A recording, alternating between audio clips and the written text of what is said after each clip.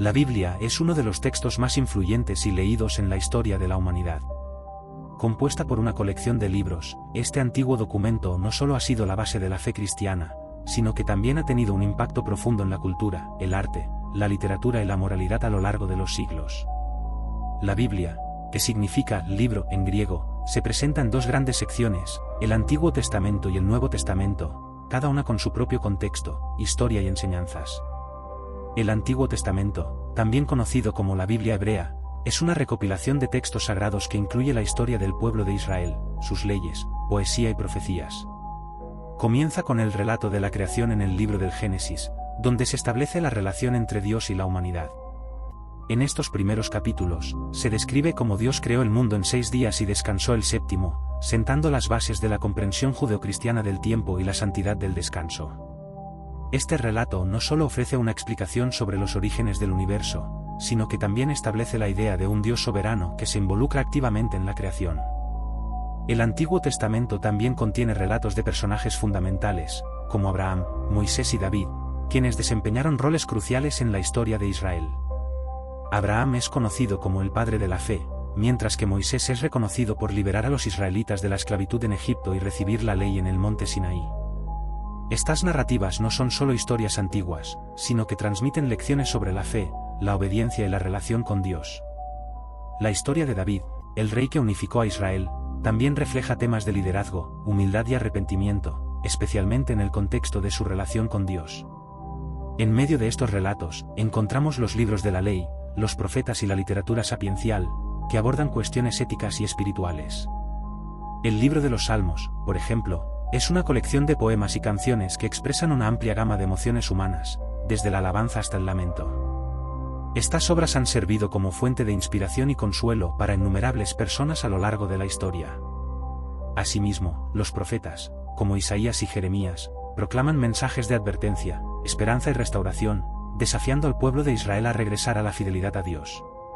El Nuevo Testamento, por su parte, es la parte de la Biblia que se centra en la vida y enseñanzas de Jesucristo.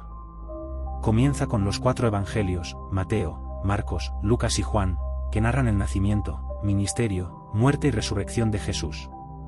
Estos textos son fundamentales para la comprensión del cristianismo, ya que presentan a Jesús como el Mesías prometido y el Hijo de Dios.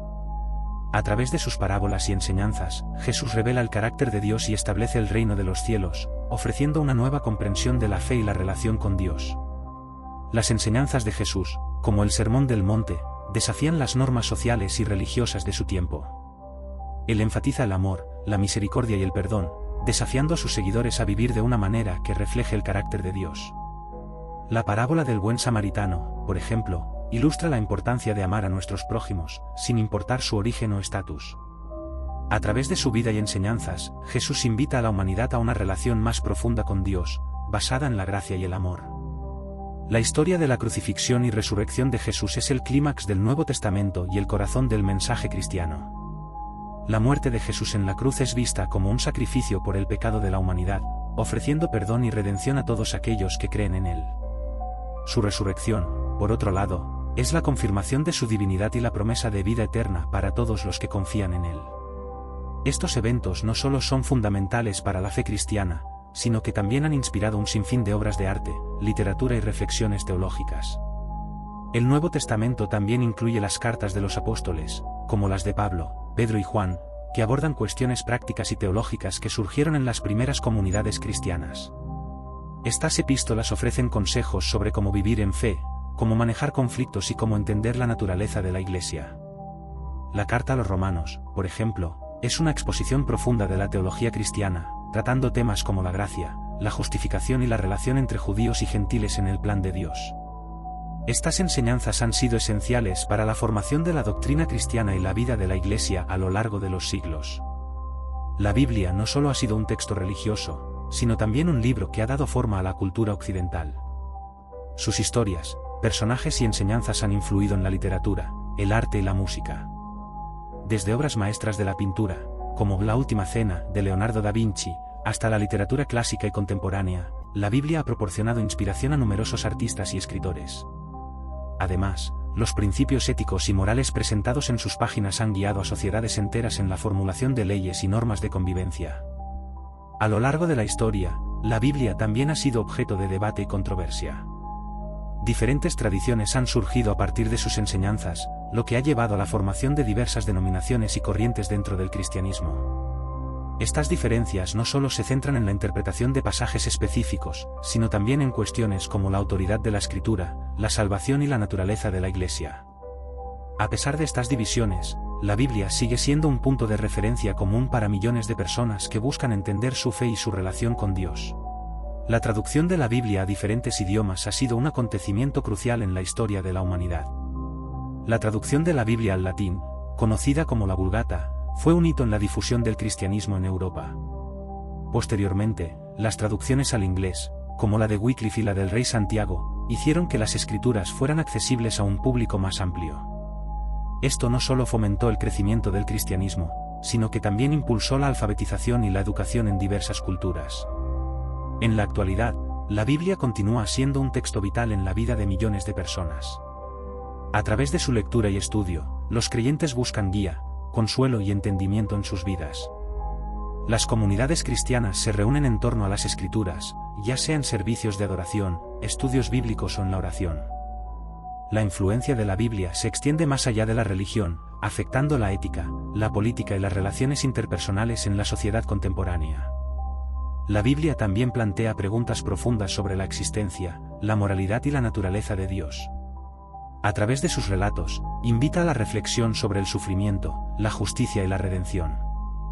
Libros como Job y Eclesiastés abordan las luchas humanas con la incertidumbre y el dolor, ofreciendo perspectivas sobre la vida y la relación con lo divino. Estas exploraciones han dado lugar a un vasto campo de pensamiento teológico y filosófico que sigue siendo relevante en la búsqueda del sentido y la verdad. En resumen, la Biblia es más que un libro sagrado, es una fuente de sabiduría, inspiración y guía para millones de personas a lo largo de la historia. Desde su narrativa de creación hasta la promesa de redención, cada página refleja la búsqueda humana de Dios y el deseo de entender el propósito de la vida. A través de sus enseñanzas, la Biblia invita a los creyentes a vivir con fe, amor y esperanza, mientras enfrentan los desafíos del mundo contemporáneo. La riqueza de sus textos y la profundidad de sus mensajes continúan resonando en el corazón de quienes buscan una conexión genuina con lo divino, lo que asegura su relevancia en las generaciones venideras. El reino de los cielos es un concepto central en la enseñanza de Jesucristo y uno de los temas más profundos y significativos del Nuevo Testamento. Este término, que también se presenta como el reino de Dios en algunas tradiciones, se refiere al dominio soberano de Dios sobre toda la creación, y en particular, al estado de bienestar y justicia que se establece cuando los seres humanos se someten a su voluntad. La idea del reino de los cielos abarca tanto una realidad presente como una promesa futura, invitando a los creyentes a vivir en la anticipación de la plenitud de este reino mientras participan activamente en su establecimiento aquí en la tierra.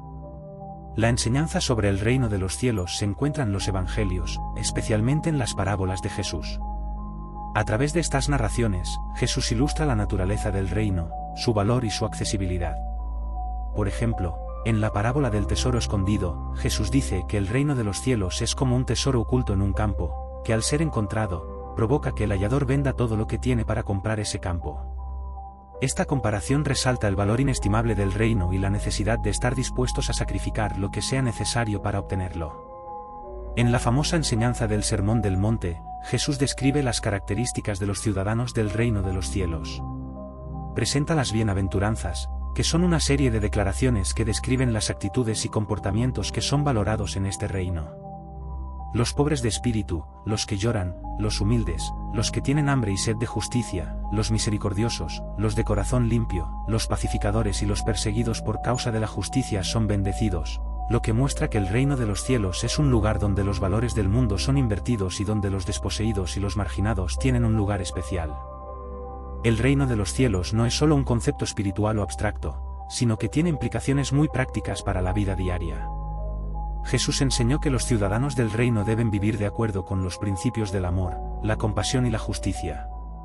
En su ministerio, se vio a Jesús sanar a los enfermos, alimentar a los hambrientos y liberar a los oprimidos, acciones que son manifestaciones del reino en la tierra. Al hacer esto, Jesús estaba demostrando que el reino de los cielos no es simplemente un lugar al que se llega después de la muerte, sino que es una realidad que se puede experimentar aquí y ahora a través de actos de amor y servicio. La enseñanza sobre el reino de los cielos también enfatiza la necesidad de la conversión y el arrepentimiento. Jesús comenzó su ministerio proclamando que el reino de los cielos estaba cerca y que las personas debían arrepentirse y creer en el Evangelio. Este llamado a la conversión implica un cambio radical en la forma de pensar y de vivir, una renuncia a los caminos del mundo y una aceptación de la nueva vida que se encuentra en Cristo. El arrepentimiento es un paso esencial para entrar en el reino, ya que implica reconocer la necesidad de la gracia y el perdón de Dios. En la parábola de la puerta estrecha, Jesús advierte que el camino hacia el reino de los cielos es angosto y que son pocos los que lo encuentran. Esta metáfora sugiere que vivir en el reino requiere esfuerzo y decisión. Los valores del reino a menudo están en desacuerdo con las normas y expectativas de la sociedad, lo que puede llevar a la oposición y la persecución. A pesar de las dificultades, Jesús promete que aquellos que perseveran en su fe y en su obediencia experimentarán la bendición de Dios y la recompensa eterna en el reino de los cielos. La oración del Padre Nuestro, que Jesús enseñó a sus discípulos, también refleja la realidad del reino de los cielos. En esta oración, se invoca la llegada del reino de Dios: venga tu reino, hágase tu voluntad, así en la tierra como en el cielo. Este anhelo por la manifestación del reino es un recordatorio de que los creyentes están llamados a vivir en la expectativa de lo que Dios está haciendo en el mundo y a trabajar para que su voluntad se cumpla aquí en la tierra. La oración no solo es una expresión de devoción, sino también un compromiso de ser agentes del reino. El reino de los cielos también es una promesa de esperanza y restauración. En las enseñanzas de Jesús, hay una visión del futuro en la que Dios establecerá su justicia y paz de manera plena. En el libro de Apocalipsis, se describe un nuevo cielo y una nueva tierra, donde no habrá más llanto, dolor ni muerte. Esta visión es un consuelo para los creyentes que enfrentan sufrimiento y persecución en el presente, recordándoles que su labor y sufrimiento no son en vano. La esperanza en la venida del reino de los cielos impulsa a los creyentes a vivir con un propósito y una misión, sabiendo que su trabajo en el mundo tiene un significado eterno. Además, el reino de los cielos es inclusivo y accesible a todos. Jesús rompió barreras culturales y sociales al incluir a marginados y pecadores en su ministerio. El reino no está reservado solo para unos pocos privilegiados, sino que se ofrece a todos aquellos que se acercan con fe y humildad. Las enseñanzas de Jesús muestran que la salvación y la entrada al reino están disponibles para cada persona, independientemente de su pasado, su estatus social o su etnicidad. Esta inclusividad es un aspecto fundamental de la naturaleza del reino, reflejando el corazón de Dios por todos. A lo largo de la historia, la comprensión del reino de los cielos ha sido objeto de diferentes interpretaciones y debates entre las diversas tradiciones cristianas. Algunas comunidades enfatizan la dimensión futura del reino, enfocándose en la esperanza de la vida eterna en el cielo. Otras ponen un mayor énfasis en la acción social y en la justicia, buscando establecer el reino aquí en la tierra a través de esfuerzos para aliviar el sufrimiento humano y promover la equidad. Estas diferentes perspectivas enriquecen la comprensión del reino de los cielos, recordando a los creyentes que están llamados tanto a esperar el futuro como a trabajar en el presente. El reino de los cielos también está vinculado a la obra del Espíritu Santo. En el contexto del cristianismo, se cree que el Espíritu Santo empodera a los creyentes para vivir de acuerdo con los principios del reino. A través de su presencia, los creyentes son guiados, consolados y fortalecidos en su caminar de fe. Esta relación dinámica con el Espíritu Santo permite a los creyentes experimentar el reino de los cielos en sus vidas y comunidades, manifestando amor, gozo, paz, paciencia y otras virtudes que reflejan la naturaleza de Dios. La relación entre el reino de los cielos y la Iglesia es otra dimensión importante. La Iglesia es vista como el cuerpo de Cristo en la tierra, y por tanto, un signo visible del reino. Los creyentes son llamados a ser embajadores del reino, reflejando su luz en un mundo oscuro y llevando el mensaje de esperanza a quienes les rodean. En este sentido, la Iglesia tiene la responsabilidad de vivir en unidad y de ser un testimonio del amor y la justicia de Dios en la tierra. Cada acto de servicio y cada expresión de amor contribuyen a la manifestación del reino de los cielos en la vida cotidiana. A medida que los creyentes viven en la realidad del reino de los cielos, también están llamados a ser agentes de reconciliación. La división y el conflicto son marcas de un mundo caído, pero el reino de los cielos invita a los creyentes a trabajar por la paz y la unidad. Esto incluye la búsqueda de justicia para los oprimidos, el perdón a quienes han ofendido y la restauración de relaciones quebrantadas. La vida en el reino implica un compromiso activo con la justicia social y un esfuerzo consciente por construir puentes entre las diferencias. La vida en el reino de los cielos también se caracteriza por la adoración y la alabanza. Los creyentes son llamados a adorar a Dios en espíritu y en verdad, reconociendo su soberanía y gracia. La adoración se convierte en una respuesta natural a la revelación de la grandeza de Dios y un medio para experimentar su presencia. En este contexto, la adoración no es solo un acto individual, sino una celebración comunitaria que une a los creyentes en la glorificación de Dios y en la proclamación de su reino. En conclusión, el reino de los cielos es un concepto fundamental en la enseñanza de Jesús que invita a los creyentes a experimentar la soberanía de Dios en sus vidas y a participar activamente en su obra en el mundo. Este reino no es solo una esperanza futura, sino una realidad presente que se manifiesta a través del amor, la justicia y la reconciliación.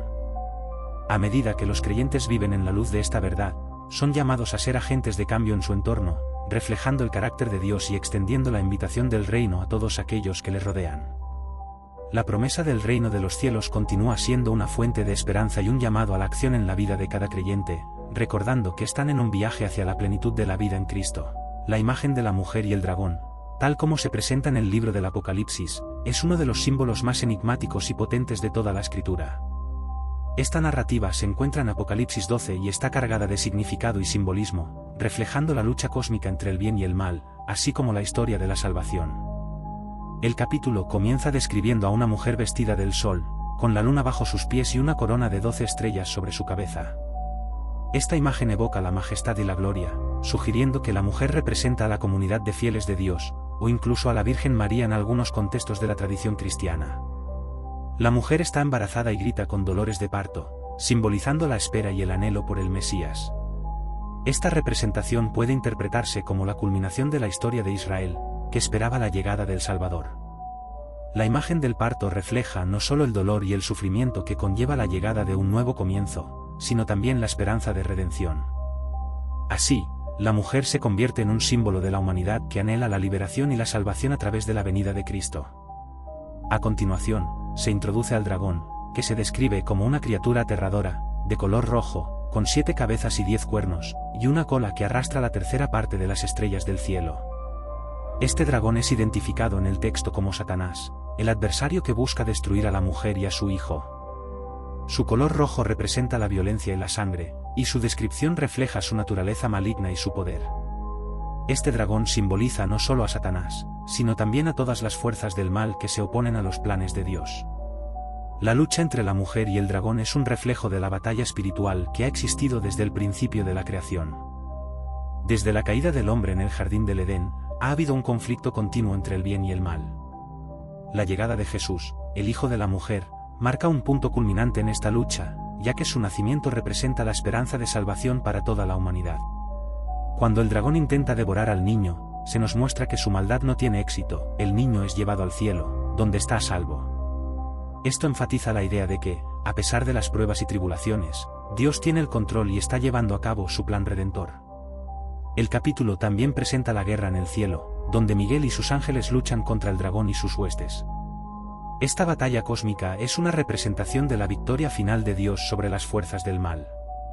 La expulsión del dragón y sus ángeles del cielo a la tierra simboliza el juicio de Dios sobre el mal y la afirmación de que su reino prevalecerá. Esta victoria no solo afecta a los seres celestiales, sino que también tiene implicaciones para la humanidad, ya que se establece la seguridad de que el mal será derrotado.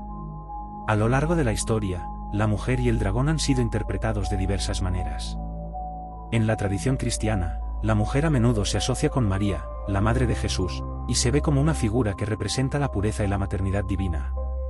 Sin embargo, también puede representar a la Iglesia, que sufre persecución pero al mismo tiempo es fuente de vida espiritual para los creyentes. En este sentido, la mujer simboliza a todos los que siguen a Cristo y se enfrentan a la oposición del mundo. El dragón, por su parte, es un símbolo del mal y la oposición que enfrentan los creyentes en su caminar de fe. La narrativa de la mujer y el dragón recuerda a los seguidores de Cristo que no están solos en su lucha. A pesar de la oposición y la persecución, hay una promesa de victoria y redención. Esta promesa se vuelve aún más evidente cuando el dragón es finalmente derrotado y arrojado a la tierra. Este acto de expulsión marca el inicio de un nuevo capítulo en la historia, donde el pueblo de Dios puede vivir en libertad y en victoria.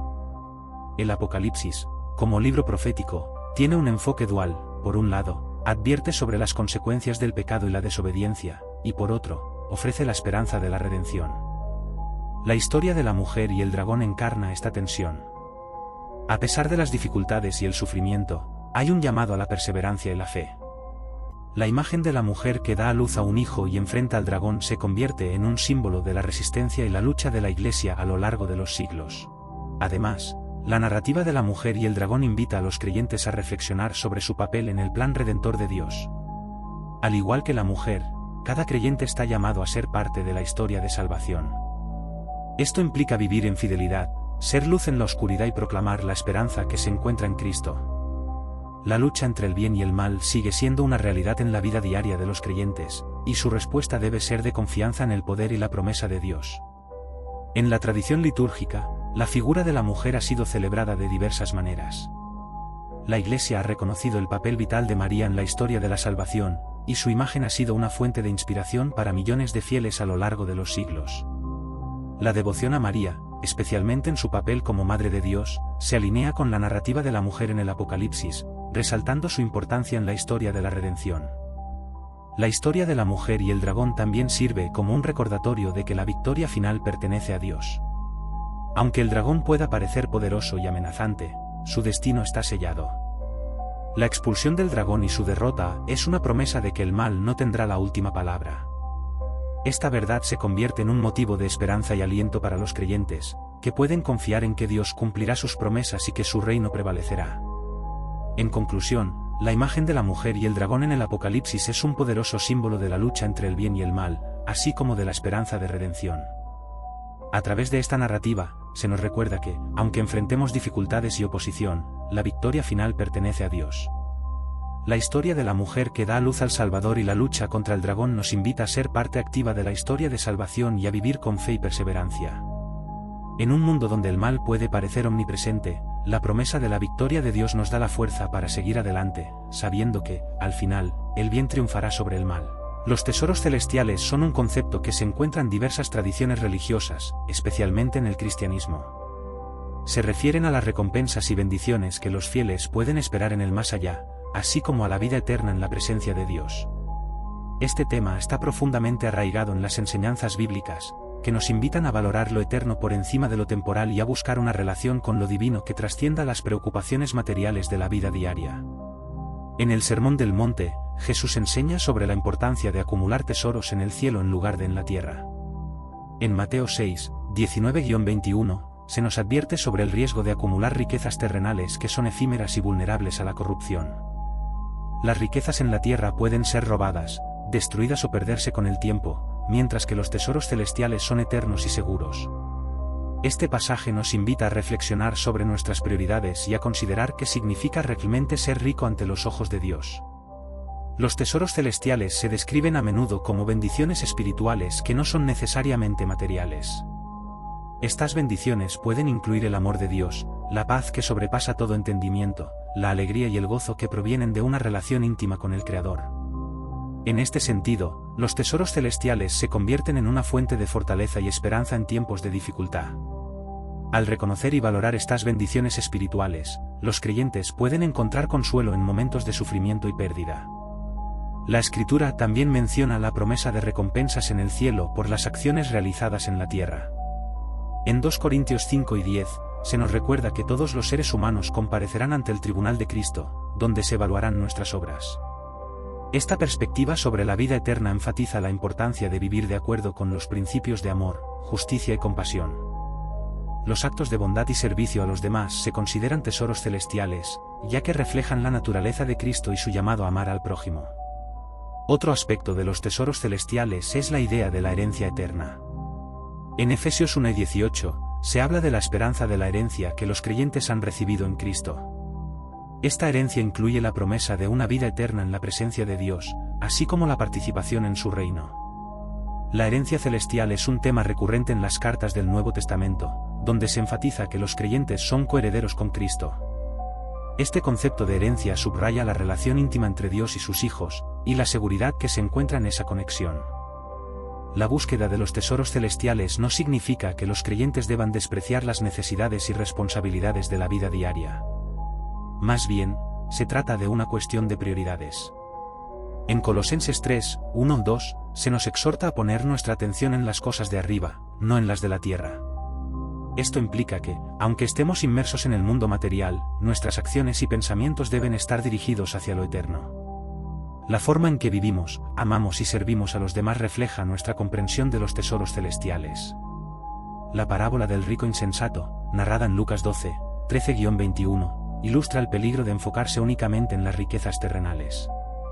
En esta historia, un hombre acumula bienes materiales, pero su vida termina de manera abrupta y sin la oportunidad de disfrutar de sus posesiones. Jesús concluye esta parábola advirtiendo que no es suficiente ser rico ante el mundo, lo más importante es ser rico ante Dios. Esta enseñanza nos desafía a reevaluar nuestras prioridades y a reconocer que los tesoros celestiales son más valiosos que cualquier riqueza material. Además, la idea de los tesoros celestiales también está ligada a la comunidad de creyentes. En Hebreos 10, 24-25, se nos anima a considerar cómo podemos estimularnos unos a otros al amor y a las buenas obras. Esta exhortación a la comunidad refleja la importancia de construir una vida espiritual que no solo beneficie a uno mismo, sino que también edifique a los demás. Los tesoros celestiales se acumulan a medida que vivimos en relación con nuestros hermanos y hermanas en la fe, apoyándonos mutuamente en nuestra búsqueda de Dios. Los tesoros celestiales también tienen una dimensión de esperanza y expectativa. En Romanos 8 y 18, se nos dice que los sufrimientos de esta vida no se comparan con la gloria que se revelará en nosotros. Esta promesa de la vida eterna y la transformación final de todas las cosas alienta a los creyentes a perseverar en medio de las dificultades. La esperanza en los tesoros celestiales nos da fortaleza para enfrentar los desafíos y nos recuerda que nuestras luchas actuales son temporales. A medida que los creyentes buscan los tesoros celestiales, también son llamados a vivir en humildad y generosidad. En 1 Timoteo 6, 17-19, se nos instruye a no poner nuestra esperanza en las riquezas inciertas, sino en Dios, quien nos da todas las cosas en abundancia para disfrutar. A su vez, somos llamados a ser ricos en buenas obras, generosos y dispuestos a compartir. Esta generosidad no solo refleja el corazón de Dios, sino que también acumula tesoros en el cielo, donde la verdadera riqueza reside. La visión del cielo y los tesoros celestiales no es un escape de la realidad terrenal, sino una motivación para vivir de manera significativa aquí y ahora. Cuando se entienden los tesoros celestiales como el resultado de una vida vivida en amor y servicio, la fe se convierte en una fuerza transformadora en nuestras comunidades. Las acciones de bondad y amor hacia los demás tienen un valor eterno y reflejan la luz de Cristo en el mundo. La invitación a buscar los tesoros celestiales también es un llamado a la transformación personal. A medida que nos enfocamos en lo eterno, comenzamos a ver el mundo a través de la lente de la gracia y el amor de Dios. Esta perspectiva nos lleva a actuar de manera diferente, a tratar a los demás con dignidad y respeto y a vivir con un sentido de propósito y significado. La transformación interior que se produce a través de esta búsqueda se refleja en nuestra manera de vivir y en nuestras relaciones con los demás. La comunidad de creyentes también juega un papel crucial en la acumulación de tesoros celestiales.